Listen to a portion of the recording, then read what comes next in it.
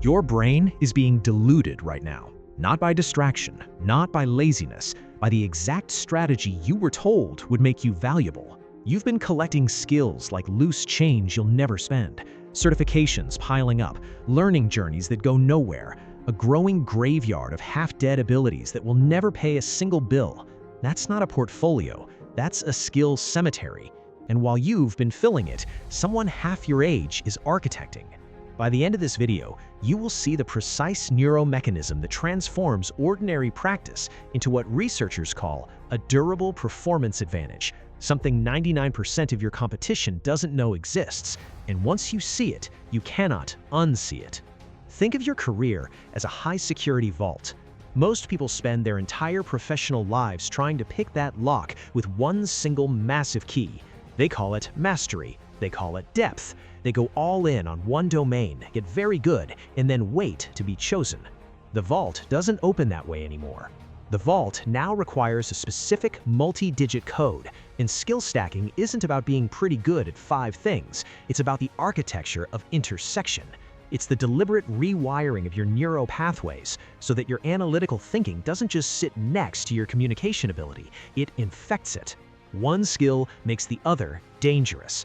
But here's what the just stack more skills crowd always misses, and it's the reason most people end up with a cemetery instead of a weapon. Stacking without architecture is just collecting, and collection by itself has zero market value. The stakes aren't abstract. Every year you spend accumulating skills without deliberate structural design, you're compounding a deficit, not building an asset.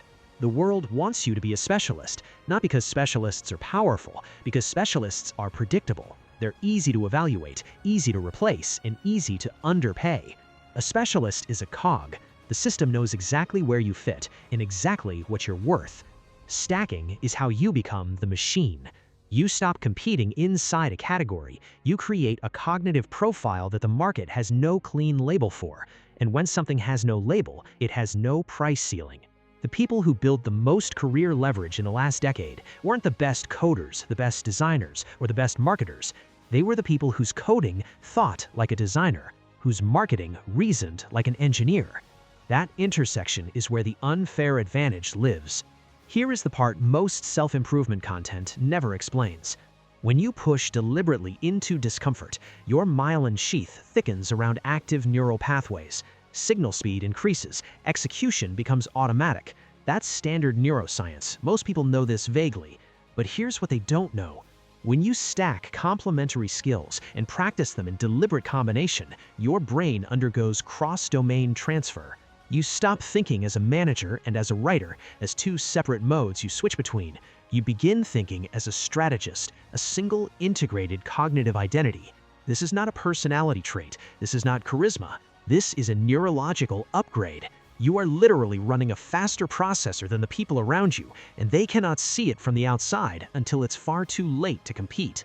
Everything I just told you is a lie if you have the competence curse. Most people get just good enough to feel dangerous, and the moment they do, something happens in the brain that almost nobody talks about. The default mode network activates. This is your brain's autopilot system, and it mistakes familiarity for mastery. Growth doesn't slow down, it stops permanently, unless you know how to break the pattern. Researcher Anders Ericsson studied world-class performers for decades, chess grandmasters, elite surgeons, concert musicians. The finding that changed everything wasn't about hours, it was about the quality of discomfort. He called it deliberate practice, and it has an architecture. First, operate at the exact edge of your current ability. Not comfortable, not overwhelmed, the precise boundary where errors happen and corrections matter. Your brain only rewires under that specific uncomfortable strain. Below it, you're reinforcing old patterns. Above it, you're just surviving. Second, get immediate corrective feedback. Your dopamine system doesn't reward effort, it rewards accurate prediction followed by confirmation. Practice without feedback doesn't strengthen the right pathways, it strengthens whatever you're doing, right or wrong. And third, and this is the architecture move, design your practice targets to build bridges. A data analyst who practices narrative storytelling isn't improving at 2 things. They're building a cognitive intersection that barely exists in the talent market. They're creating a profile that cannot be reverse engineered because the bridge took years to build and most people never started.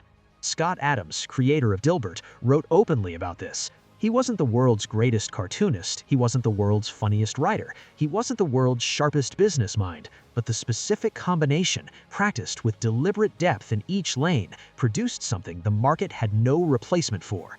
That's the unfair advantage, not mastery of one thing, the statistically rare, neurologically integrated intersection of several things, built on purpose. Picture yourself 6 months from now. Not just more skilled, differently configured. You move through rooms differently, not because you're performing confidence, but because you genuinely occupy a category where there's almost no competition. People sense the combination before you explain it. The precision in how you ask questions, the unusual ability to shift frames, technical to narrative, data to human, complexity to clarity. You've stopped competing with specialists. You've moved into a space where the market has no clean price for you, and that's exactly where you want to be. Here is one action you can take today, under 5 minutes. Write down your 3 most developed skills. Then ask yourself one question. What single skill, added deliberately, would cause those 3 to multiply, not add? Not a skill that looks good on a resume, not a skill your industry expects. The skill that sits at the uncomfortable intersection, the one that would force your existing skills to infect each other. That answer will probably make you slightly uncomfortable. Good. That discomfort is the edge. That's exactly where the myelin starts building. Skill stacking isn't about becoming more versatile, it's about becoming rarer. And rarity, compounded through deliberate practice, is the only career advantage that doesn't erode. The market can copy your degree, it can copy your certification. It cannot copy the specific cognitive architecture you've spent years deliberately building, because it took too long to construct, and most people never started.